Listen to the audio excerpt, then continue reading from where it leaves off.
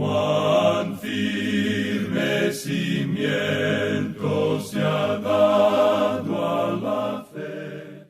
A través de la Biblia, un análisis de la Biblia libro por libro que le ayudará a crecer espiritualmente. Estos estudios fueron diseñados por el Dr. J. Vernon McGee. Acompáñenos en este fascinante recorrido a través de la Biblia. La palabra de Dios. Si usted se ha preguntado alguna vez qué significa ser en Cristo, quédese con nosotros hoy y escuchará una explicación que le ayudará a entender qué significa ser salvo, reconciliado con Dios por la fe, perdonado de sus pecados y adoptado como hijo de Dios. Visite a través de la biblia.org y haga clic sobre la foto que dice Cómo conocer a Dios. Ahí usted encontrará algunos recursos gratuitos que le ayudarán a entender lo que significa ser salvo. El sitio web es a través de la biblia.org. Ahora vamos a orar. Padre Celestial, nos presentamos delante de ti en este momento para estudiar tu palabra. Bendice este tiempo en el nombre de Jesús. Amén. Ahora iniciamos nuestro recorrido bíblico de hoy con las enseñanzas del Dr. McGee en la voz de nuestro hermano Samuel Montoya. Continuamos hoy estudiando el capítulo 14 del Evangelio según San Juan. Y en nuestro programa anterior estábamos considerando lo que significa pedir u orar en el nombre de Cristo. Y decíamos que orar en su persona significa pararse en su lugar, significa estar completamente identificado con Él y significa estar unidos a Cristo. Significa que usted y yo, amigo oyente, cuando nos paramos delante de Dios, imploramos los méritos de su bendito Hijo. Nosotros no tenemos ningún mérito ni ninguna posición propia ante Dios. Él oye nuestras oraciones cuando se elevan en el nombre de Cristo. Esta no es simplemente una frasecita que añadimos al final de la oración, terminando con las palabras en el nombre de Jesús. Orar en su nombre es presentar la oración en los méritos de Jesús y para su gloria. Lo haré, dice el Señor, para que el Padre sea glorificado en el Hijo. Una oración que permita que Dios sea glorificado en el Hijo es una oración que con toda seguridad Él contestará. Ahora es necesario que sea para su honra y su gloria, y no para nuestros fines egoístas. Cuando oramos en el nombre de Jesús y para la gloria de Dios, no estamos orando por egoísmo para nosotros mismos. Estamos orando para Él. Oramos para que el Padre sea glorificado en el Hijo. Ahora esta promesa es dada a aquellos que le aman y dan evidencia de su amor cuando guardan sus mandamientos. El amor será demostrado mediante la obediencia a Cristo. Un cristiano indisciplinado no puede decir que ama al Señor Jesús. ¿Cómo le está yendo a usted en este punto, amigo oyente? ¿Le ama a usted? ¿Está usted guardando sus mandamientos porque le ama? Una noche el doctor Harry Ironside estaba sentado en una plataforma con un pastor joven durante una serie de reuniones. Una señorita entró al templo y el pastor le informó al doctor Ironside que ella había sido muy activa en la iglesia, pero que ahora se estaba asociando con el mundo y viviendo con el mundo, y que esta era la primera vez en mucho tiempo que él la había visto venir a la iglesia. Aquella noche, el doctor Ironside predicó sobre este texto de las Escrituras. Pues bien, esta señorita se puso muy irritada, y después del culto vino a hablar con el doctor Ironside y le dijo, ¿cómo se atreve usted a decirle a esta gente que todo lo que pidan en el nombre de Jesús lo hará? El doctor Ironside le contestó, ¿por qué no se sienta para contármelo todo? Ella accedió y le contó que desde hacía algunos meses su padre estaba gravemente enfermo, y que mientras el médico estaba en su cuarto, ella se había arrodillado en la sala para orar y pidió por la mejoría de su padre. Cuando el médico bajó del cuarto, le informó que su padre había fallecido. El doctor Ironside le preguntó a la señorita, ¿qué pasaría si ella, encontrando un cheque que fuese designado para otra persona, tratara de cobrarlo firmando el nombre de esa persona? Ella dijo que sería una falsificadora. El predicador le mostró entonces este versículo: Si me amáis, guardad mis mandamientos. Luego le preguntó si ella había estado haciendo eso, y ella se enrojeció. Entonces el doctor Ironside le explicó que lo que ella trataba de hacer era lo mismo que tratar de cobrar un cheque que era designado para otra persona. Todos nosotros, amigo oyente, necesitamos reconocer que la obediencia a Él es la evidencia de nuestro amor y que esta promesa es dada a aquellos que le aman. El Señor hace ahora la promesa del Espíritu Santo. Leamos los versículos 16 y 17 de este capítulo 14 de San Juan. Y yo rogaré al Padre, y os dará otro Consolador, para que esté con vosotros para siempre, el Espíritu de verdad, al cual el mundo no puede recibir porque no le ve ni le conoce, pero vosotros le conocéis porque mora con vosotros y estará en vosotros. Esta es una verdad única de esta edad en que vivimos. El Espíritu Santo estaba en el mundo antes de Pentecostés, pero en el día de Pentecostés vino para morar en los creyentes. Eso fue lo nuevo. El Consolador ha venido para fortalecernos. Jesús se va, pero enviará a éste que nos puede fortalecer. No dice que el mundo no recibiría el Espíritu de verdad. Dice que el mundo no puede recibirle. Si solo pudiéramos aprender eso, amigo oyente. Un hombre tiene que creer primero. El Espíritu de Dios toma la palabra de Dios y la enseña y se la abre al creyente. El inconverso tiene que creer primero en Jesucristo como su Salvador. Entonces el Espíritu Santo morará en él. El hombre del mundo no puede verlo porque Dios solo puede ser visto y adorado en espíritu y en verdad. Es visto con el ojo espiritual. El evangelista Billy Graham usa la expresión los ojos y los oídos del alma. Es solo mediante el Espíritu de Dios que estos ojos y oídos pueden ser abiertos para entender la palabra de Dios. El Espíritu Santo es el Maestro que nos guía a toda verdad. Sin él, la Biblia puede llegar a ser solo un libro de historia, un libro de hechos. El Espíritu Santo nos enseña las verdades de la Biblia. Había estado pues en el mundo, pero Jesús dice que ahora Él estará en vosotros. Continuemos leyendo el versículo 18 ahora.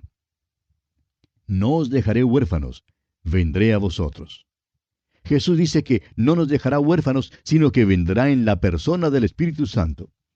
Ahora los versículos 19 y 20 dicen, Todavía un poco, y el mundo no me verá más, pero vosotros me veréis, porque yo vivo, vosotros también viviréis. En aquel día vosotros conoceréis que yo estoy en mi Padre, y vosotros en mí, y yo en vosotros. Ahora, ¿cuál es aquel día?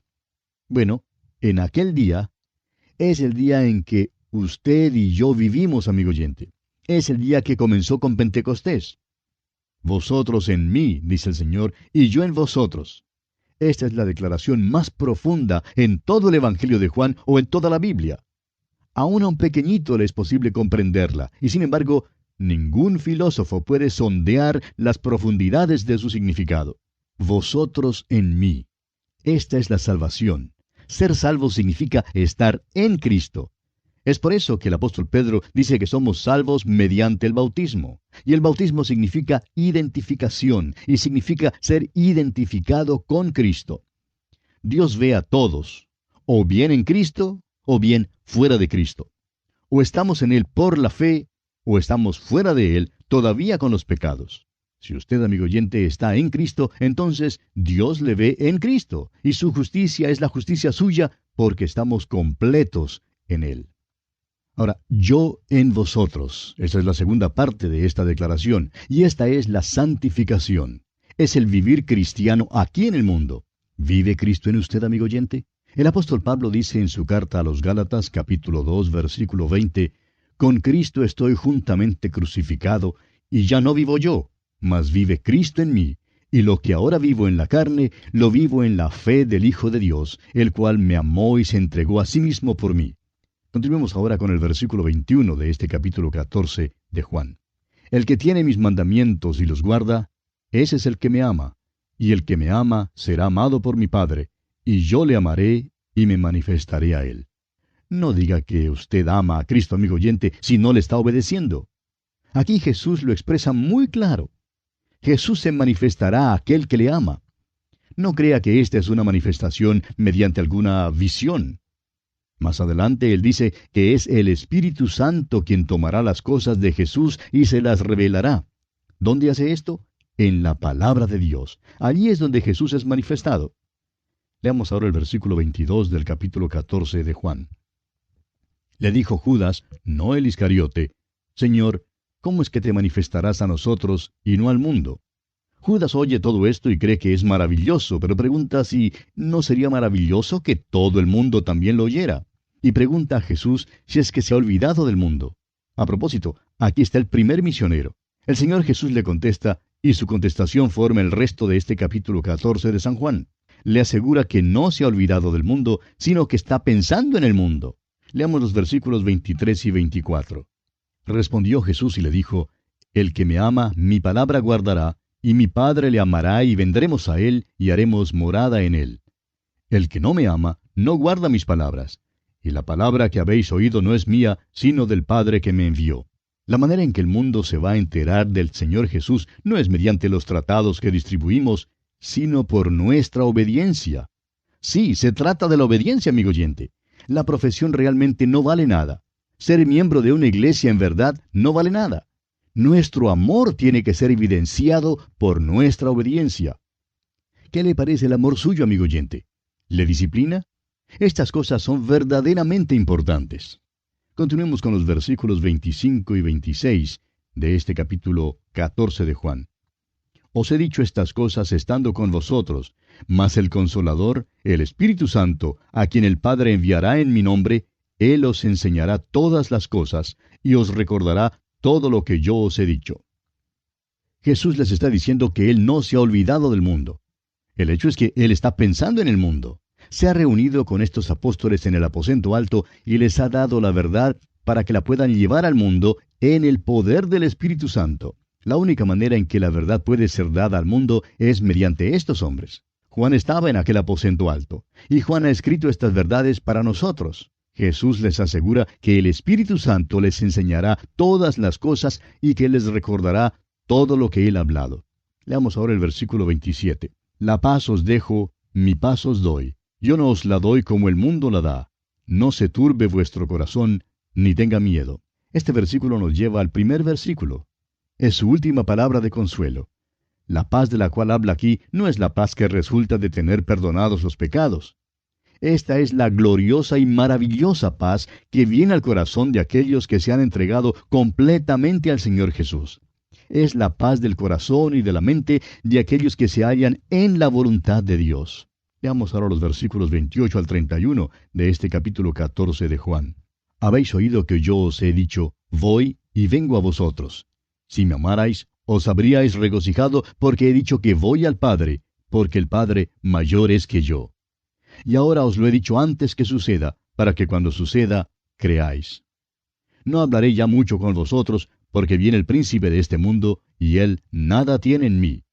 Mas para que el mundo conozca que amo al Padre, y como el Padre me mandó, así hago. Levantaos, vamos de aquí. Jesús les dice que ellos deben de regocijarse porque Él se va, debido a las maravillosas bendiciones que vendrán sobre ellos. Jesucristo volvería al Padre, y luego les enviaría al Consolador. Les dice que no puede caminar ni hablar mucho con ellos, y la verdad es que así fue. El príncipe de este mundo venía. Jesucristo tendría entonces otro encuentro con Satanás, y creemos que tuvo lugar allá en el huerto de Getsemaní. Después iría a la cruz por los pecados del mundo, y luego de su ascensión, el Consolador vendría a los creyentes. Y esperamos que ahora mismo el Espíritu Santo le esté revelando a usted, amigo oyente, las cosas de Cristo. Y así dejamos el capítulo 14 del Evangelio según San Juan. Y llegamos al capítulo 15. Este 15º capítulo de Juan es una continuación del mismo discurso del aposento alto, pero nuestro Señor en verdad no pronunció esta porción en el aposento alto. Por lo menos, la suposición es que no lo habló allí, porque la última declaración del capítulo 14 es, levantaos, vamos de aquí. En alguna parte, entre el aposento alto y el huerto de Getsemaní, nuestro Señor habló las palabras del capítulo 15 y del capítulo 16, y luego hizo la oración del capítulo 17. Probablemente elevó esta oración en camino hacia el huerto de Getsemaní. Ha sido la creencia de muchos expositores de la Biblia que nuestro Señor Jesucristo dijo las palabras de este capítulo 15 en un discurso en el valle de Cedrón, o en la ladera del Monte de los Olivos, porque sabemos que en aquel entonces había una viña en aquella región que cubría aquel valle.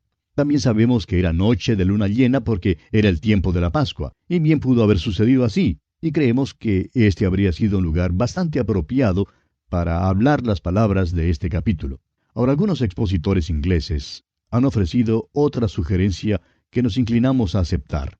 Creen ellos que Jesús habló estas palabras la noche en que pasó por el templo cumpliendo la ley, ya que la cumplió tan escrupulosamente. Las puertas habrían estado abiertas toda la noche durante las noches de la Pascua. Aquellas hermosas puertas del templo en verdad atraían a muchos turistas. Habían sido forjadas en Grecia y habían sido llevadas a flote al otro lado del Helesponte y luego traídas a Jerusalén y puestas allí en el templo de Herodes. Eran hechas de bronce y entrelazada con el oro en las puertas había una vid de oro. La vid era símbolo de la nación de Israel.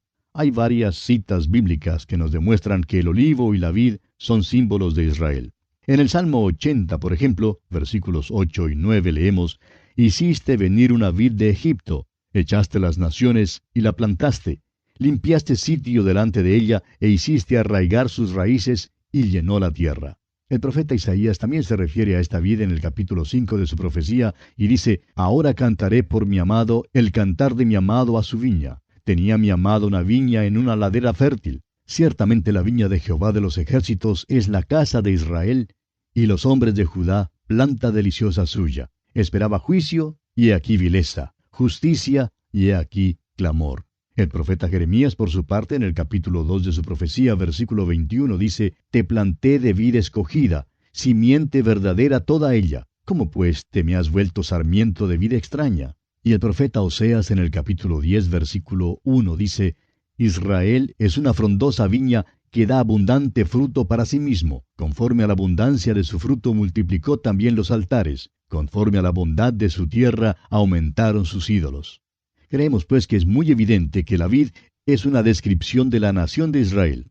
Ahora, amigo oyente, nuestro Señor está diciendo una de las cosas más revolucionarias que aquellos hombres jamás hubieran escuchado. Esto nos parece algo muy conocido para nosotros hoy en día, pero era algo muy extraño para ellos. ¿Quiere escuchar sus palabras? Comencemos pues leyendo el primer versículo de este capítulo 15 del Evangelio según San Juan. Dice Jesús: «Yo soy la vid verdadera, y mi Padre es el labrador». La palabra para verdadera en este versículo es aletinos, que significa genuina. Ahora, una cosa puede ser verdadera comparada con el error y la falsedad, o una cosa puede ser verdadera comparada con lo que sea una falsificación. Este último es el sentido en que es usada aquí. Ya hemos visto esta palabra usada de la misma manera en el Evangelio de Juan. Juan era una luz reflectora, pero Jesucristo es la luz verdadera. Moisés dio pan en el desierto, pero Jesucristo es el verdadero pan. Por tanto, Jesús está diciendo: «Yo soy la vid genuina». Estos discípulos pensaban según su mentalidad judía, y su modo de pensar había sido gobernado por el Antiguo Testamento. Jesús les está diciendo ahora que la nación de Israel no es la vid genuina. Su identificación con la nación judía y con la religión judía no es lo esencial. «Yo soy la vid genuina», dice él. Lo importante ahora es que los discípulos estén relacionados con Jesucristo. Nuestro Señor usó aquí una maravillosa figura y la expresó con toda claridad. Era revolucionaria en aquel entonces y hoy en día todavía esto es cierto. No es su identificación con una religión o ceremonia u organización lo que es esencial, amigo oyente. Usted tiene que estar identificado con Cristo mismo. Usted está en Cristo por medio del bautismo del Espíritu Santo el momento en que confía en Cristo como su Salvador personal y es renacido como hijo de Dios. «Mi Padre», dice el Señor, «es el labrador». Esta también es una palabra de suma importancia. En los pasajes del Antiguo Testamento y en las parábolas, Dios es el dueño de la vid. Aquí, Él es el labrador, el que cuida de la viña. Jesús es la vid genuina y el Padre cuida de Él.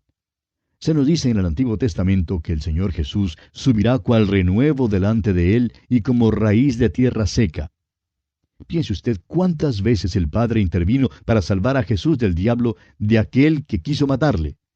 El Padre es quien cuida de la vid y cuidará también de los pámpanos. Los pámpanos o pequeñas ramas tienen que estar unidas a la vid. ¿Para qué? Para llevar fruto, amigo oyente. Hay 3 palabras o frases que son muy importantes y las estudiaremos al seguir leyendo el capítulo. Leamos ahora el versículo 2 de este capítulo 15 de Juan. «Todo pámpano que en mí no lleva fruto, lo quitará, y todo aquel que lleva fruto, lo limpiará para que lleve más fruto». En mí, dice aquí, es decir, en Cristo. Esto es lo que significa ser salvado. Hay grandes palabras como propiciación, reconciliación, salvación, pero estas abarcan aspectos particulares de la salvación. Todo el espectro de la salvación se halla en la frase en Cristo. Hay solo dos grupos de personas, los que están en Cristo y aquellos que no están en Cristo. Ya hemos mencionado que uno llega a estar en Cristo al confiar en Él como Salvador personal, y así llega a ser hijo de Dios por la fe. Un creyente es renacido por el Espíritu de Dios y luego el Espíritu mora en el creyente. El Espíritu Santo hace otra cosa. También bautiza a cada creyente en el cuerpo de Cristo. Todo pámpano en mí. Este pasaje fue dirigido a creyentes, amigo oyente. Jesús no está hablando en cuanto a cómo una persona se salva. La verdad es que en este pasaje no habla en cuanto a la salvación. Está hablando en cuanto al llevar fruto. Y esta es la próxima frase que queremos señalar. La palabra fruto se menciona 6 veces en los primeros 10 versículos de este capítulo 15. Al seguir nuestro estudio, notaremos que hay 3 grados de llevar fruto. Fruto, más fruto y mucho fruto. Todo el tema aquí es el de llevar fruto. El Señor dice, todo pámpano que en mí no lleva fruto, lo quitará. Ahora, ¿de dónde lo quita? Lo quita del lugar o de la posibilidad de llevar fruto. Escuche usted cómo Él describe esto en el versículo 6 de este capítulo 15 de Juan. El que en mí no permanece será echado fuera como pámpano y se secará, y los recogen y los echan en el fuego y arden. Alguien dirá, pues esto me suena como si le fuera posible a uno perder la salvación. Pero recuerde, amigo oyente, este pasaje no está hablando en cuanto a la salvación, sino en cuanto a la producción de fruto. Habla en cuanto al resultado de la salvación. Ahora, en primer lugar, ¿qué es el fruto? No creemos que el fruto aquí sea el ganar almas, como lo creen tantas personas. Creemos que eso es más bien un subproducto, pero que no es el fruto mismo. Es el fruto del Espíritu. El apóstol Pablo habla de esto en Gálatas capítulo 5, versículos 22 y 23, diciendo, «Mas el fruto del Espíritu es amor, gozo, paz, paciencia, benignidad, bondad, fe, mansedumbre, templanza». Este es el fruto en la vida del creyente. 3 de estos son mencionados en este pasaje. Pasemos al versículo 7.